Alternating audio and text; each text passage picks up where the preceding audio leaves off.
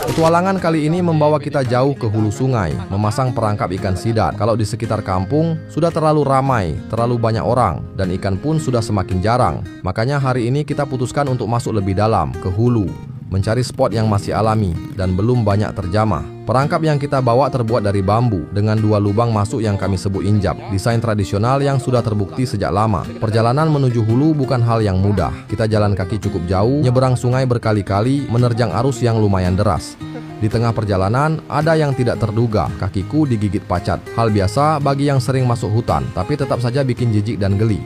Sampai di lokasi, kita mulai mencari tempat yang pas untuk mendirikan tenda. Awalnya ingin terus ke hulu, tapi ternyata tidak ada lagi spot yang lebih layak. Prioritas utama, aman dari banjir, tapi tetap tidak terlalu jauh dari sungai. Akhirnya kita menemukan lokasi yang cukup ideal, tanahnya relatif datar. Kita bersihkan areanya, lalu dirikan tenda. Setelah tenda berdiri, saatnya istirahat dan makan siang. Untuk lauknya ini masih bawaan dari rumah.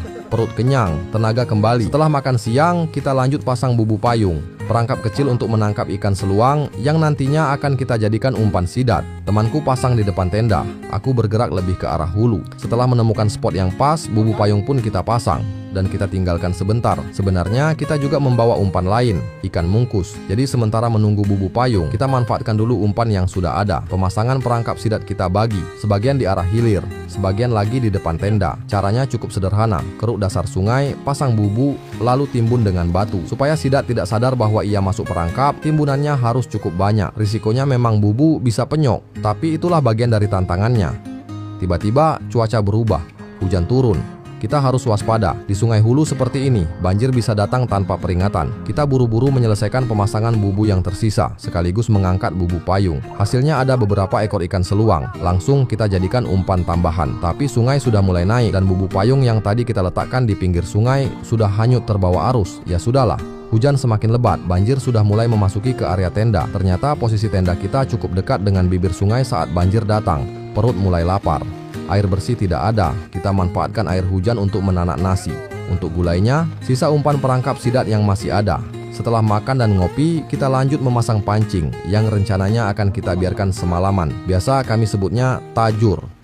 Dan ada satu pekerjaan lagi yang tidak kalah penting, alas tenda. Kita punya plastik, tapi tidur di atasnya saja pasti akan terasa dingin sekali. Jadilah kita cari rumput dan dedaunan seadanya untuk melapisi bagian dalam tenda. Tidak lama kemudian, pancing bergerak, ikan sidat memakan umpan. Langsung kita angkat, bersihkan perutnya, dan kita panggang. Alas tenda sudah selesai, tidur pun terasa cukup nyaman. Meski dalam hati ada rasa was-was, hujan lagi, banjir bisa datang kapan saja, dan terbawa arus bukanlah hal yang kita inginkan.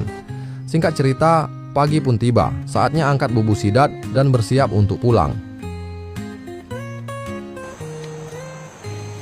Woi, sudah strike guys. Strike, jawabannya iman dan takwa. Ada sebesar lengan dipegang. Iya kan? Ada. 3 ekor kayak kemarin. Woi kan. Woi,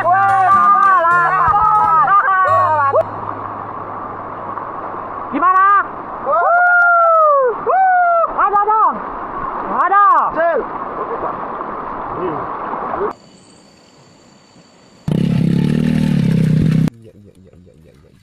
Alhamdulillah guys.